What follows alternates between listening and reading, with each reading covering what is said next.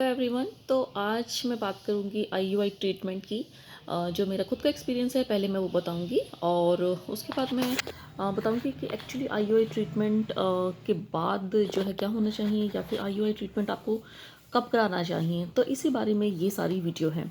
तो देखिए, जब आप कंसीव नहीं कर पाते हैं नेचुरली तो आप डॉक्टर के पास जाते हैं सबसे पहले। तो डॉक्टर जो है आपको कुछ टेस्ट करने को बोलती है, जिसमें कुछ ब्लड टेस्ट और अल्ट्रासाउंड हो सकते हैं। तो आपको फॉलिकुलर मॉनिटरिंग के लिए किया जाता है, उसमें आपका एग साइज़ देखा जाता है, दवाइयाँ भी दी जा सकती हैं। और फिर आपको उसमें डॉक्टर बताते हैं कि आपको किस दिन हस्बैंड से कॉन्टैक्ट रखना है, वो फॉलिकुलर मॉनिटरिंग है। तो उसके बाद अगर इसमें आप सक्सेस नहीं होते तब आपको डॉक्टर आईयूआई की सलाह देती हैं। तो ये एक तरह से नंबर ऑफ स्टेप्स हैं जो कि फॉलो करने चाहिए जब आप इनफर्टिलिटी ट्रीटमेंट में जाते हैं। तो देखिए, आईयूआई जो ट्रीटमेंट है वो बहुत ही ज़्यादा बेसिक ट्रीटमेंट है। इसमें आपको आपका जो एग का साइज़ है उसको बड़ा किया जाता है और फिर आपके हस्बैंड के स्पर्म को वॉश किया जाता है और फिर आपकी यूट्रस में से डाल दिया जाता है जब आपका ओव्यूलेशन ट्रिगर करके। और फिर आपका उस दिन ओव्यूलेशन होता है और उसी दिन आपका आईयूआई होता है, यानी कि हस्बैंड के वॉश्ड स्पर्म्स जो हैं वो आपके यूट्रस में डाल दिए जाते हैं और फिर आपका नेचुरल इम्प्लांटेशन होती है। तो इसमें आर्टिफिशियली सिर्फ आपका जो हस्बैंड का स्पर्म वॉश करके डाला है और आपके एग को एक्टिवेट किया है, बाकी इसमें सारा नेचुरल ही प्रोसेस होता है। यानी कि एग एम्ब्रियो बनता है, बच्चा आपके यूट्रस में चिपकता है और प्रेगनेंसी होती है। तो जो मेरा जो ट्रीटमेंट था, पहले फॉलिकुलर मॉनिटरिंग हुई, नेचुरली नहीं हुआ, पीसीओडी जो है वो डिटेक्ट हुआ था। उसके बाद फॉलिकुलर मॉनिटरिंग से भी कोई फ़र्क नहीं पड़ा, कोई प्रेगनेंसी नेचुरल भी नहीं हुई। तो फिर जो है आईयूआई ट्रीटमेंट हुआ। तो आईयूआई ट्रीटमेंट में जो है स्टेप्स होते हैं।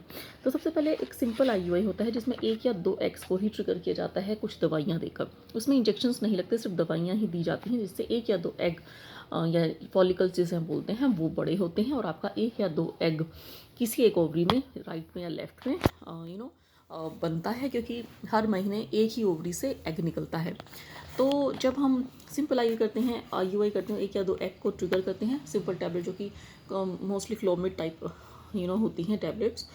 तो उससे 1 या 2 एग निकलता है और आपका आईयूआई किया जाता है। तो उसके बाद अगर इसमें भी आपका नेगेटिव आता है, रिजल्ट नहीं मिलते हैं 1 या 2 या 3 आईयूआई करने पर भी, तो फिर नेक्स्ट स्टेप होता है कि सुपर ओव्यूलेशन करवाया जाए, जो कि इंजेक्शंस के थ्रू आपको दवाइयाँ दी जाती हैं और फिर आपके एग 1 से ज़्यादा या 2 से ज़्यादा जो है ट्रिगर किए जाते हैं फॉलिकल्स। जैसे कि अगर हम इंजेक्शन देके करते हैं तो उसमें जैसे हम आईवीएफ में करते हैं, एग को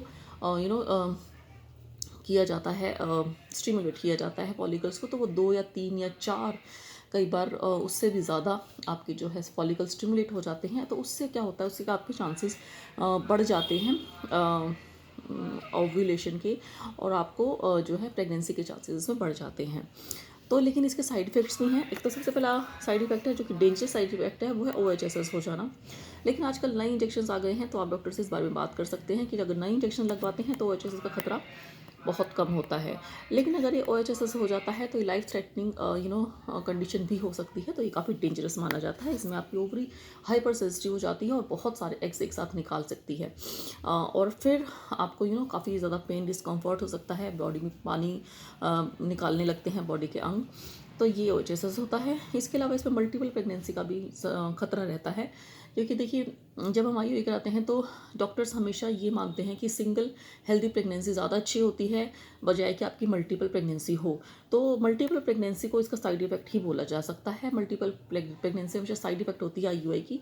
ये डॉक्टर की लैंग्वेज में कभी भी अच्छा नहीं होता है, क्योंकि सिंगल और हेल्दी प्रेगनेंसी ही सेफ प्रेगनेंसी होती है। तो अगर ये 1 और 2 सुपर ओवुलेशन ये ज़्यादा नहीं किया जा सकता, क्योंकि इससे बॉडी पर काफ़ी गलत इफेक्ट पड़ता है। तो 1 या 2 बार सुपर ओवुलेशन कराने पर भी अगर आपका आईयूआई नहीं होता है तो उसके नेक्स्ट स्टेप फिर आईवीएफ होता है। तो इन सारे प्रोसीजर्स, ये 3 स्टेप होते हैं मेनली इनफर्टिलिटी के ट्रीटमेंट के लिए, जो कि मैं बेसिक सा बता रही हूँ। लेकिन इसके बीच में आपके इससे पहले आपके सारे टेस्ट हो जाने चाहिए। आपकी ट्यूब्स जो है सबसे पहले देखी जाती हैं आईयूआई के लिए, कि ट्यूब्स आपकी ब्लॉक नहीं होनी चाहिए। आपके हस्बैंड के स्पर्म काउंट, मोटिलिटी, इनकी रिपोर्ट उनकी नॉर्मल होनी चाहिए, तभी ये प्रोसीजर किए जाते हैं। तो आई होप इससे आपको कुछ हेल्प मिली होगी। तो यही मेरा लाइन ऑफ ट्रीटमेंट रहा है। पहले नॉर्मल आईयूआई, फिर उसके बाद सुपर ओवुलेशन से उसमें मेरे को ट्विंस प्रेगनेंसी हो गई थी। लेकिन जब हमने दोबारा से ट्राई किया क्योंकि सुपर ओवुलेशन को ज़्यादा बार स्टिमुलेट नहीं कर सकते हैं। तो उसके बाद भी मेरे सिंपल आईयूआई बहुत सारे हुए थे, बट नहीं हुए। फिर उसके बाद नेचुरल प्रेगनेंसी भी हुई थी, बट क्योंकि मैंने हिस्ट्रोस्कोपी नहीं करवाई अपने ट्रीटमेंट के दौरान, तो फिर मुझे पता नहीं लगा कि सेकंड टाइम जब मैं कंसीव कर रही थी, तो वहाँ पर मेरे एडिशंस थे, जो कि हिस्ट्रोस्कोपी में पता लगा जब मैं आईवीएफ करवाया मैंने। तो इसीलिए मैं आपको बार बार कहती हूँ कि अपने सारे टेस्ट आप ज़रूर कराने चाहिए, और ख़ासकर हिस्ट्रोस्कोपी भी आप करवा लेनी चाहिए। अगर आप आईयूआई करवा रहे हैं तो आईयूआई से पहले आपकी हिस्ट्रोस्कोपी ज़रूर हो जानी चाहिए, क्योंकि अगर मेरी आईयूआई से पहले हिस्ट्रोस्कोपी हो जाती तो मेरे जो है नेचुरल प्रेगनेंसी भी कंटिन्यू रह सकती थी, या फिर मेरा आईयूआई ही सक्सेसफुल हो जाता। मुझे इस पेनफुल प्रोसीजर, इनफैक्ट पेनफुल तो नहीं कहेंगे बट लेंथी और आईवीएफ से मैं बच सकती थी। तो आपको मेरी यही सलाह है कि आप अपने टेस्ट जो डॉक्टर बोलती है, प्रोसीजर्स डॉक्टर बोलती है, उन्हें आप ठीक से कराइए।